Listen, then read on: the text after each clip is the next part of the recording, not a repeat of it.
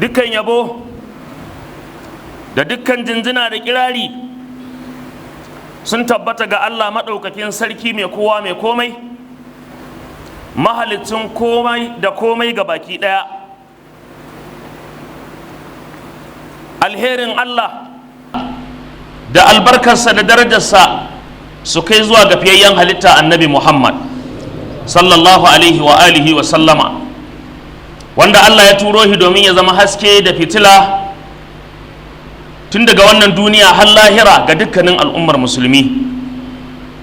Allah ka tada mu a cikin tawagar wannan manzo, Allah ka tsaye da mu a cikin jama'arsa, Allah ka azurta mu da tesonsa sallallahu alaihi wa alihi wa sallama. Bayan haka ya ku yan uwa masu girma, kutubar mu yau za ta yi magana ne akan wasu ayoyi da wasu hadisai waɗanda Allah yake tunatar da mu cewa fa wallahi akwai tafiya babba a gare mu, kuma akwai tsayuwa babba a gare mu. Wannan tunatarwar ta saka ni ta saka ka mu shiga taitayin mu dangane da abubuwan da muke aiwatarwa ko muke aikatawa a rayuwarmu. Kuma wannan hutuba biyo baya ne dangane da labari da muka samu mai daɗi cewa mai girma gwamnan jihar Gombe Alhaji Muhammadu Inuwa Yahaya ya fitar da sanarwa cewa a rufe kuma a kulle har ma a wasu lokuta da rushe dukkanin wasu gidaje na baɗala a cikin wannan gari, wanda duk musulmi wanda yake mai kishin addininsa da kuma al'ummarsa, yake kuma san shi ɗin da kansa da al'ummarsa su gama lafiya, wallahi wannan labari zai faranta masa rai kwarai da gaske, musamman irina irinka da Allah maɗaukakin sarki ya jarrabe mu da ba ma so mu ji irin waɗannan labaru na baɗala, na iskanci da shegantaka da 'yan mata da samari suke yi. Duk abin da za ka yi a matsayinka na mai da'awa ko mai karantarwa, illa iyaka kai wa'azi ne. Shi ko wa'azi mai imani yake amfana, domin Allah ya ce wa dhakkir fa inna dhikra tanfa'ul mu'minina. Kai wa'azi, ka sani lalle wa'azi mu'mine kadai yake amfana. Ko baka isa ka dau doka a hannunka ta hana wani abu na badala ba, idan ba wanda abin ke hannunsu sun iya daurewa sun ɗauki wannan mataki ba.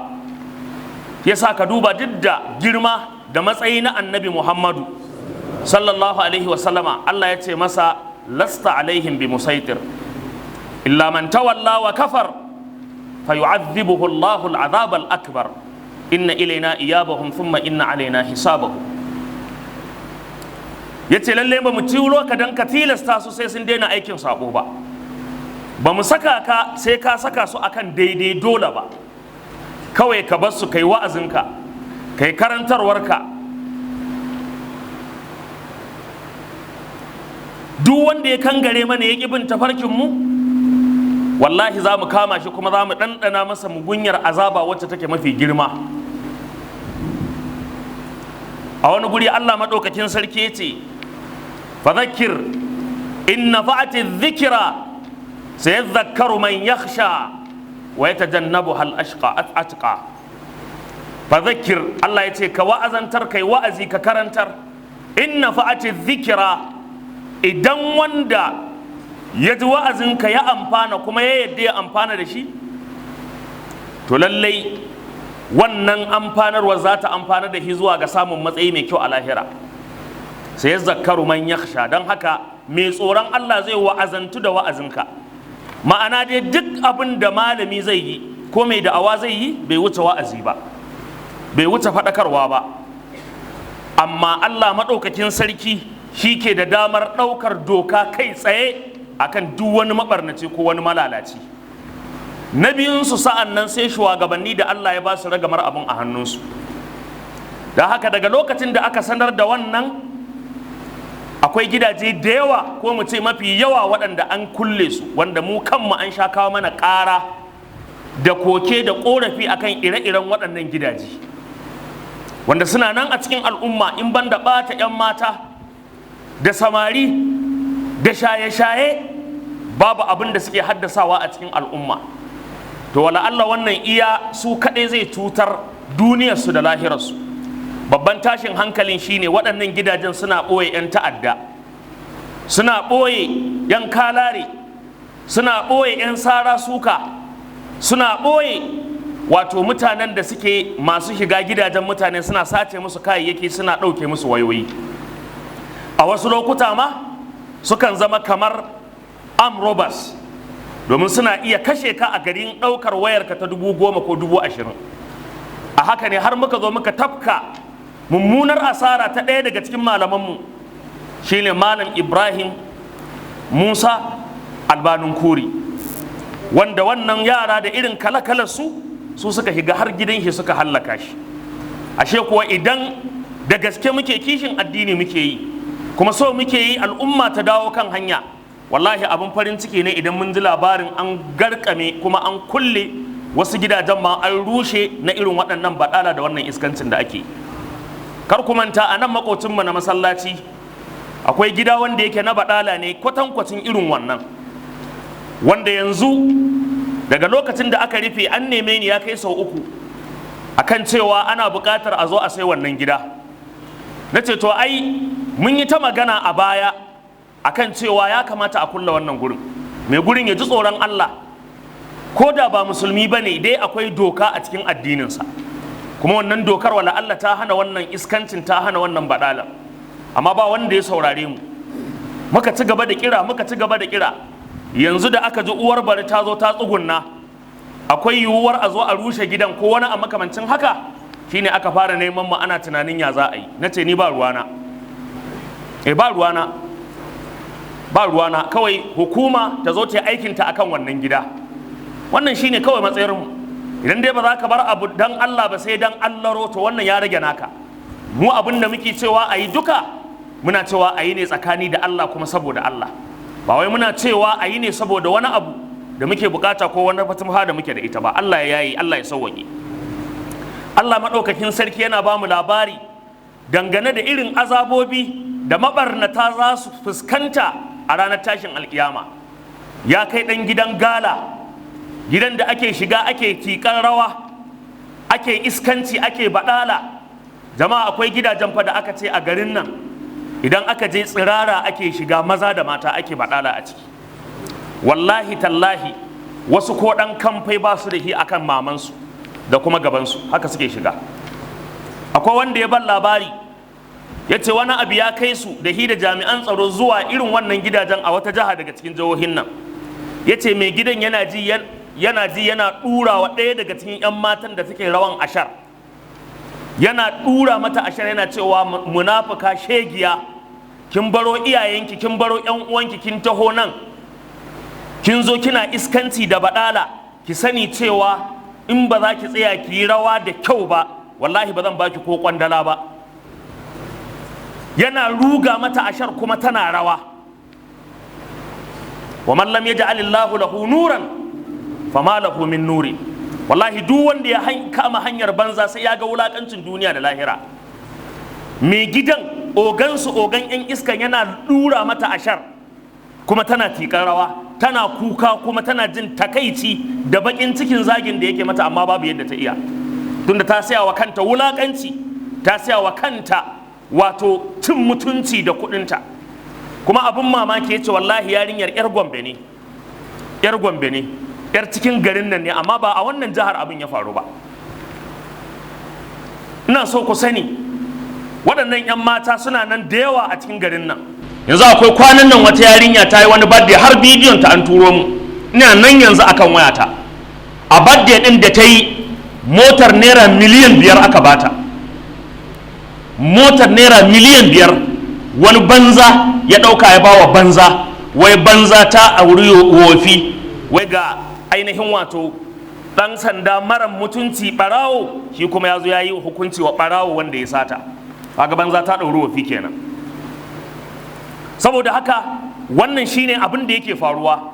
Sukan yi bukukuwa na gala, ko a gidajen gala ɗin, ko kuma a wasu event center da suke biyan kuɗi su je su yi, wanda yana da kyau gwamnati ta ƙara faɗaɗa wannan abu.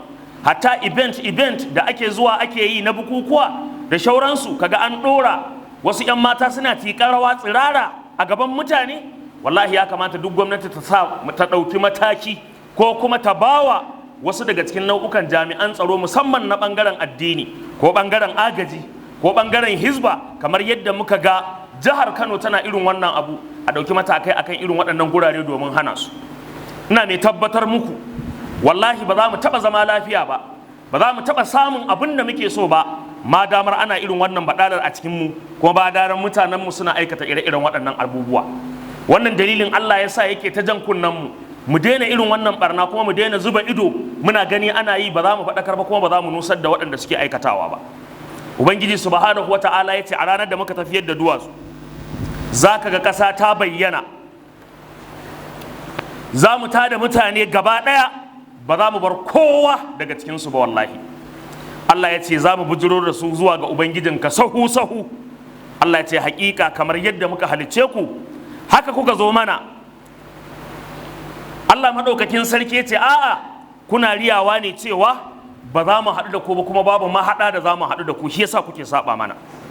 Ubangiji subhanahu wata'ala ya ce za a ɗora littafi, za a ainihin wato kafa littafi na mizanin ayyukan mutane da kuma yi musu hisabi. Za ka ga masu tsaban Allah da masu aikata abubuwan da ba daidai ba suna masu ainihin wato shiga firgici da razani dangane da abin da suke aikata wanda yake ba daidai ba. Suna cewa ya kai tanmu, wannan irin littafi ne wannan, baya rage karamin laifi da babban saface sai ya bayyana shi. Kai hakika ubangijinka subhanahu wata'ala ya zo musu da abin da ba su taɓa tsammani a cikin al'amarinsu na rayuwarsu da kuma al'amarinsu na addininsu ba. Saboda haka Allah maɗaukakin sarki ya bayyana mana wannan. A wani guri Allah maɗaukakin sarki ya ce ka ce musu lallai na farko da na ƙarshe ga baki ɗayansu la majmu'una ila miqati yawmin ma'lum, wallahi za mu tattaro su zuwa ga wani lokaci da yake sananne wanda kowa ya san za a halarci wannan ranar. Allah ya ce wallahi tallahi za mu ainihin wato tattara kowa, da wanda ya ba daidai ba da wanda ya daidai duk sai sun halarci wannan lokaci. Kuma wallahi wanda ya daidai zai ga daidai, wanda ya ba daidai ba kuma zai ga ba daidai ba.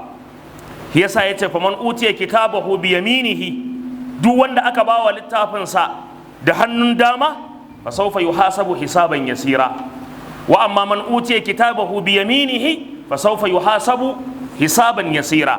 Amma ya ce wa amma man utiya kitabahu bi shimalihi fa sawfa yad'u thubura wa yasla sa'ira innahu kana fi ahlihi masrura innahu zanna an lan yahur bala inna rabbahu kana bihi basira.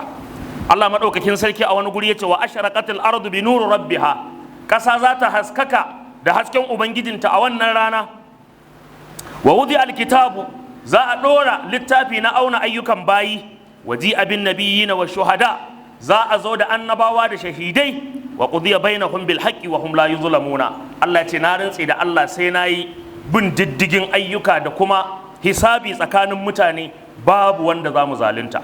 Yasa ku duba ku ga annabawa kansu sai an bujiro da su zuwa ga Ubangiji subhanahu wata'ala. Waji abin nabiyina, za a zo da annabawa wa shuhada, ka duba darajar shahidai, amma na rantse da Allah su ma sai sun tsaye a tashin alkiyama. Balantana kai da wanda Allah baka da wata daraja, balantana ke da kika mai da rayuwar shegantaka da iskanci, balantana kai da ka mai da harkar neman ka harkar gida gidajen banza da badala da iskanci da abubuwan da ake wanda yake ba daidai ba. Annabawa kansu da suka ba Allah ya turo su assignment din Allah suka zo suka yi, amma wallahi Allah ya ce sai na tara su da waɗanda suka ainihin wato bi su. Yasa a wani guri yace fala nas'alanna alladhina ursila ilaihim wala nas'alanna al-mursalin fala naqussanna alaihim bi ilmin wa ma kunna ghaibin. Sai yace wal wazn yawma idhnil haqq. Allah madaukakin sarki yace fala nas'alanna alladhina ursila ilaihim, wallahi sai mun tambayi waɗanda aka yi musu aika su ne mutane, ni da kai, wallahi Allah ya ce sai ya tambaye mu. Allah ya ce wala nas'alanna al-mursalin, su ma manzannin da muka turo wallahi sai na tambaye su kun isar da sakon da na tura ko kuma ku isa. Yasa manzan Allah galibi idan yayi wa'azi yayi nasiha sai ya daga hannu ya ce Allahumma qad ballagtu, Allahumma shahad qad ballagtu, Allah ka shaida na isar da sakon da ka turo ni, saboda wallahi haddahi sai Allah ya tambaye shi shin wannan abubuwan da muka tura ka isar ko baka isar ba. To dan Allah, idan annabawa da manzanni ba su tsira ba dangane da ba da amsar abin da suka zo suka aiwatar, ina gani da aka turo wa annabawan, ina ga kai da aka turo wa annabawa, ina ga mu baki daya. To idan kuma za a yi wannan tambayar yayin da mutumin kirki zai amsa ta, wallahi tallashi haka mutumin banza zai amsa waɗannan tambayoyi. Shin ya kai wanda ka sa iskanci a gabanka, ya kai wanda ka sa badala ita ce sana'arka, ya ke wanda kika mai da gidan gala gidan kwanarki, gidan da ake iskanci, gidan da ba salatin annabi, gidan da babu sallar jam'i. Akwai waɗanda suke ce mana wallahi wata rana sai sun fito daga sallar asuba za su ga yaran nan suna tururuwa suna bin titi suna wucewa gidajensu. Akwai wani gida a nan ba Musa ne ko? Ba Musa wajen kwata, wajen tsohuwar kwata, gidan wani ana ce masa waye ne wai? Timak. Wannan gidan an kawo kuka ya fi 100,000. Saboda haka gwamna, daga cikin wannan abin da ka yi, lalle wannan gidan na anguwar ba Musa, wannan gidan na kusa da kwanan Alheri, wannan gidan wanda ake kiransa gidan Timak, wannan gidan na kusa da tsohuwar kwata, to muna ba da shawara wannan gidan ba maganar a ga takaddu, ba maganar an ba shi izini, ba maganar wane ne, a je da gireda a kwantar da shi baki daya.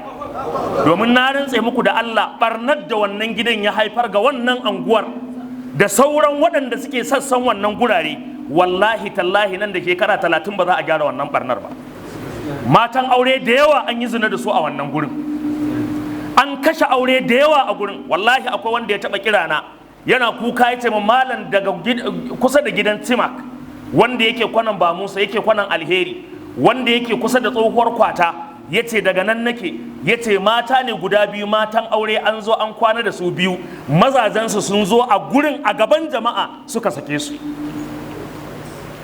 Irin waɗannan gidajen jama'a suna nan a cikin garuruwanmu, suna nan a cikin lungunan garin nan, suna nan saƙo da saƙo.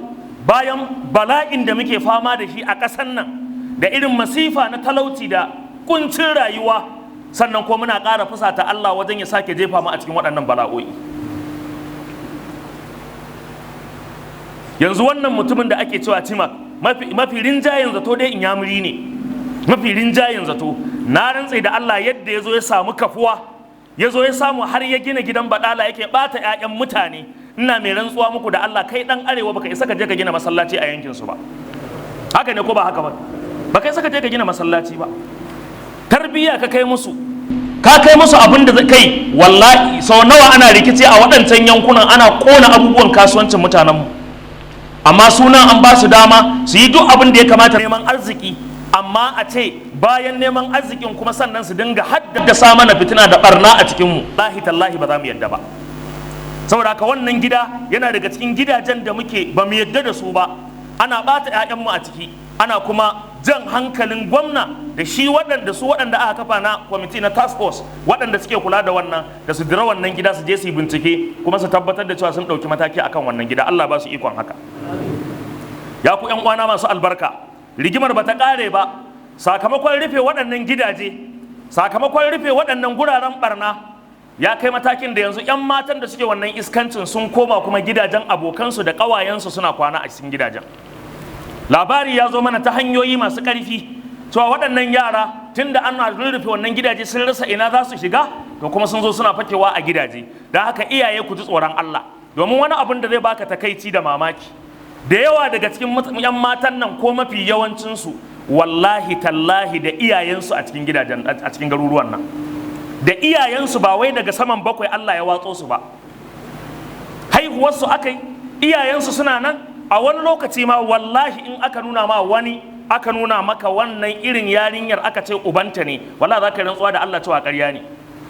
Banda wannan, ya kai matakin da 'yan matan nan suna amfani da kuɗaɗen da suke samu suna ciyar da waɗannan gidajen, su ciyar da uban, ta ciyar da uwar, ta ɗinka masa riga, ta biya masa kuɗin haya, kuma yana mata su abin nan addu'a, yana cewa 'yar albarka, 'yar albarka. Kanta ta je ta bayar, ta samo kuɗi wanda daga cikin nau'ukan kuɗaɗe guda biyu wanda annabi Muhammadu sallallahu alaihi wasallama ya haramta cin su, akwai nau'ukan kuɗaɗe guda biyu wanda wannan babu wata inda ba saɓani tsakanin malamai, haramun ne ka ci wannan kuɗin ko kai wane ne wallahi. Shine na farko hulwanul kahin, abinda boka yayi aka bashi lada, haramun ne ka ci. In ka ci ka ci wuta balbal, ka ji wannan da kyau. Da haka kana da boka abokinka, kana da boka dan uwanka, kana da boka babbanka, kawunka, a'a babanka ne boka, yana bokanci, ya tabbata boka ne, domin yau an wayi gari ma ba a bambanta tsakanin malaman Allah da kuma ma bokaya. Da haka bokayen suna shiga rigar malamai, sai su ce su malamai ne, sai ka je ka biye musu, sai su dilmiyar da kai. To in ka tabbatar boka ne bisa dukkanin bincike, ka binciki malamai ga irin yadda yake harkar magungunansa, an tabbatar ma boka ne, wallahi duk abin da ya baka kaci daga cikin abin da aka ɗauka aka bashi na ladan bokanci ka ci ta balbal. Abu na biyu shine maharul bagai, shine kudin da aka bawa mace aka yi zina da ita ko aka yi iskanci da ita ko aka yi badala da ita. Duk uban da ya sake yarsa tana kawo masa kudade gidansa, a wasu lokuta za ka ga babban yaya a gida jama'a yana ganin yarsa tana abin nan, yana ganin kanwarsa tana abin da ba daidai ba, idan ya tashi zai dau mataki akan ta, ubanta da uwar su suke tsayawa su daure mata gindi. Yau an waye gari akwai karuwai masu lasisi a cikin gidajensu suke karuwanci, a cikin gidajensu suke iskanci. Akwai waɗanda suke saya wa iyayensu gidajen zama. Akwai yarinyar da na sani yar garin nan ne, yar iska ce, kuma ta zo ta saya wa ubanta gida, ta ɗauki kiɗin mota ta bashi, yana murna, wai idan ka taba su hesa ce to malam me za mu ci, kulu wa tamatta'u qalilan innakum mujrimuna. Allah ya ce ku ci ku ji daɗi, amma wallahi ku sani ɗan kaɗan ne, ku dai mutanen banza ne a ranar tashin alƙiyama. Shikenan yunwa sai ta saka ka saba wa Allah, yunwa sai ta saka ka ci haramun, yunwa sai ta saka ka aikata ba daidai ba, yunwa sai ta saka ka yarka ta kawo maka abu wanda ka san ta hanyar da ta samu ba hanya ce mai kyau ba, ka ɗaure mata gindi. To iyaye ku ji, akwai waɗanda za ka samu su ba su da alaka da wannan. To 'yan matan nan yanzu sun haɗa kai da wasu, suna zuwa gidaje suna kwana, za ka ga 'yarka da ba ta da ƙawaye da yawa, yanzu ka ga ƙawaye 4-5 sun shigo suna kwana a ɗakinta. Ka yi hankali, ka yi hankali. Suna nan sun bazu a cikin anguwanni sakamakon an rufe. Domin ina so ku san wani abu, ita gwamnati aikin ta shine ta kulle waɗannan gidaje, ta rushe su, ta ɗauki matakai, amma tarbiyyar 'ya'yanku ba ita ne da haƙƙinta ba, ko haka ne? Ba haka bane, ba ita ne da haƙƙin tarbiyyar 'ya'yan ba. Allah cewa ya ku anfusakum wa ahlikum naran wa quduha an-nas wal hijara alaiha mala'ikatun ghilazun shidadun la ya'suna Allah ma amarahum wa yaf'aluna ma yu'maruna. Saboda haka haƙƙina ne a matsayina na uba in ɗauki mataki akan tarbiyyar 'ya'yana. Amma yanzu 'yan mata nawa aka kama aka kai su gaban hukuma, iyayensu suka wanke kafa suka je gaban hukumar suka biya kuɗi suka yi belin su, ko ba a samu wannan? Yanzu wannan yana so 'yar ta daina ko yaron ya daina iskancin da yake yi? Yara nawa aka samu da zargin ta'addanci, da zargin ta'addanci, amma aka zo aka kama shi, aka je aka kai shi, uwar ta wanke kafa ta je ta karɓo shi. Har ma idan kai magana ta fashe da kuka, ta ce dan mala'ikan Allah mala ana so a cutar da shi. To na farko dai baba kin yi ƙarya, kin ce kin wa Allah ƙarya, kin ce dan mala'ika, ba mala'ika bane. Kwata-kwata ma bai kai ya kai darajar wani dan adam ba ma, balantana mala'ika, tunda dan iska ne. Da haka kin yi wa Allah ƙarya, kin ce dan mala'ikan Allah. Na biyu, kin ɗaure wa ƙarya gindi da iskanci, za ki gaya wa aya zaƙinta a gobe kiyama. Kasancewarsa ke uwar shi, ko kasancewarsa kai uban shi ko babban shi ko kawun shi, da ka ɗaure gindi ka hana a ɗauki mataki a kansa, wallahi tallahi ba zai hana Allah ya ƙona ka ba. Domin Allah cewa wa ta'awanu 'alal birri wat taqwa wa la ta'awanu 'alal ithmi wal udwan. Ku taimaki junanku akan albirru, nagarta, wa taqwa da tsoron Allah. Duk abin da yake nagarta ne ka shiga a dama da kai, ka ba da dukkanin gudunmawarka wajen tabbatar da nagarta da jin tsoron Allah. Allah ya ce wala ta'awanu 'alal ithmi, kar ku yadda ku ba da gudunmawa da taimako akan sabo. Yanzu dan Allah masu zuwa suna belin irin waɗannan 'yan matan da irin waɗannan yaran, sun taimaka akan sabo ko ba su taimaka ba? Kai jami'in tsaro da za a zo a haɗa kai da kai, a baka kuɗi a birabin naka, ka ɗauki beli ka bayar ba tare da ka hukunta wannan ba. Shi yasa akwai wani jami'in tsaro da ya bar garin nan, ni na rantse da Allah a lokacin da yake abin da yake an yi zagin sa a garin nan, amma ni albarka nake saka masa. Shi ne baba Yola ne ko baba Taraba ne ko baba Adamawa ne? Baba Yola ko? Shi yana kama irin wannan kawai zai shiga lungu da shi ne karya kafar ɗan iska kawai. Jefar muku da shi in kun ga dama ma ku yi belin sa. Ai dai kafin ya tashi dai za a yi wata 5 ko 6, an rage ko ba a rage ba? Tun zai karya kai jefar da kai. Mu'awiya ne ko? Mu'awiya. Allah ka dawo mana da Mu'awiya Gombe wallahi. Allah ka dawo mana da shi. Waɗannan 'yan iskan da kuke gani yadda suke sara mutane, inda haka ake sara su wallahi da wannan abin ya tsaya. Saboda Laraba suna cewa akthirul qatla liyaqilla alqatlu, ku yawaita kashe wanda ya kashe ku, saboda in ana haka to za a samu karancin kisa. Shi ɗan sanda ko jami'in tsaro yana da doka a hannun shi, matukar yaga ya cancanta ya aiwatar da hukunci kawai zai aiwatar da shi ne. Yanzu kwanan nan akwai wani mutum da ya fake da sai da garin masara, amma na rantse da Allah da ya busa mun numfashi jama'a, koken yake sayarwa da hodar iblis a garin nan. Ku sani muna da labari, dan na san wannan magana za ta je har kunnanku, ku da kuka sake shi, kuma wallahi tallahi idan aka ƙara kama wannan mutumin kuka sake shi, wallahi sai na faɗi sunan mutum, sai na faɗi sunan jami'an tsaron da aka yi amfani da su aka sake wannan mutumin. Amma yanzu muna isar da ku sako ne, ku sani mun san kes ɗin, muna da labarin komai da ya faru. Mutumin nan jama'a yana sayar da garin masara, amma wallahi a dila ne na ƙwayoyi, dila ne na kayan barasa, dila ne na koken, dila ne na abubuwa na shirme da hayaniya. Kuma wallahi mafi yawanci 'ya'yanmu musulmai ƙanana, yarinya 'yar shekara 13, 14, 17, 19, wallahi su yake sayarwa, da ƙananan samari 'yan shekara 17, 18, 21, 22. Wani bawan Allah ya rikotin ɗinsa aka kama mutumin nan, amma wasu manya-manyan jami'an tsaro a garin nan suka shirya duk abin da suka shirya, kwanansa 3 suka sake shi ya dawo ya ci gaba da sai da abinsa, yana nan a garin nan. Idan an yi magana ku dinga zagin shugabanni kuna cewa sun ƙi su ɗau mataki, kuma kuma munafukai ne. Shugaba shi zai taso daga gidansa ya zo kasuwa ya tare maka barnar da ake a kasuwa?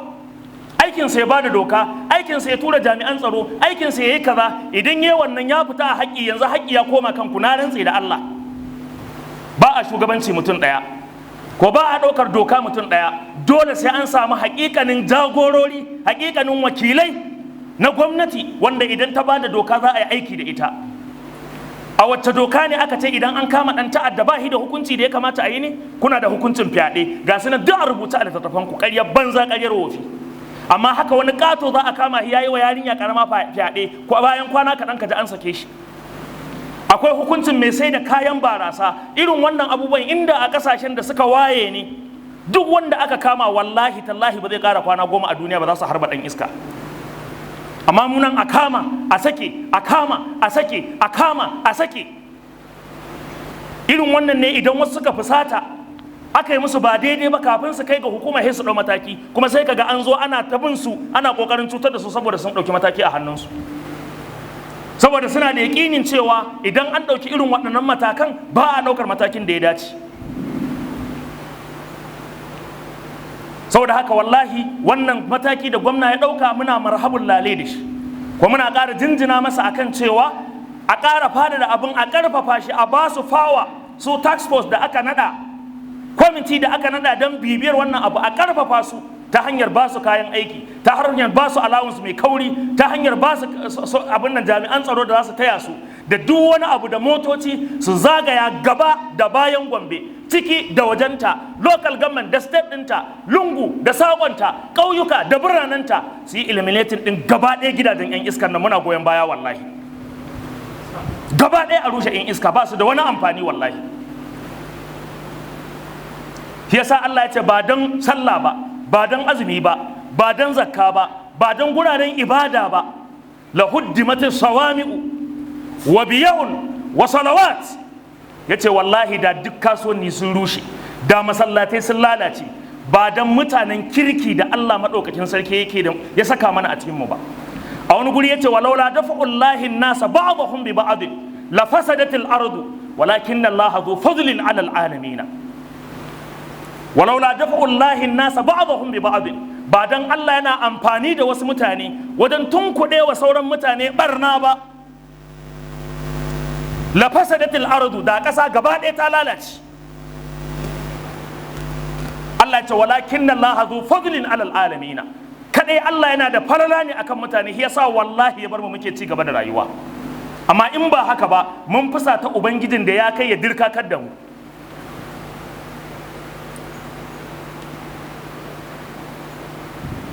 Allah maɗaukakin sarki ya sauwaƙe, Allah ya yi. Daga ƙarshe ya ku yan uwa masu albarka, muna addu'a da shi gwamna kamar yadda na faɗa akan wannan yunkuri da kuma sauran yunkure na alkhairi. Allah ya biya shi da aljanna, Allah kuma ya taimake shi akan ire-iren waɗannan ayyukan da yake yi. Duk abin da zai yi wanda zai amfanar da al'ummar jihar Gombe, ya amfanar da jama'ar Gombe gaba ɗaya, muna addu'a Allah ya ba shi ikon aiwatar da wannan al'amari. Allah ka datar da mu duniya da lahira, Allah ka sa aljanna ta zama komar mu, Allah ka haramta wuta cin naman jikin mu, Allah madaukakin sarki ka albarkaci rayuwar mu gabaki daya, ka albarkaci zuriyar mu gabaki daya, ka sa mu zamanto wato shugabanni cikin masu tsoron Allah ya Allah. Allahumma inna nas'aluka ilman nafi'a wa qalban khashi'a wa lisanan dhakira wa amalan mutaqabbalan mabruran ya dhal jalali wal ikram ya man lahu malakutu kulli shay'in wa huwa ala kulli shay'in qadir ya hayyu ya qayyum bi rahmatika nastaghith subhana rabbika rabbil izzati amma yasifun wa salamun ala al mursalin walhamdulillahi rabbil alamin qumu ila salatikum wa sawwu sufufakum irhamuni wa yarhamukumullah.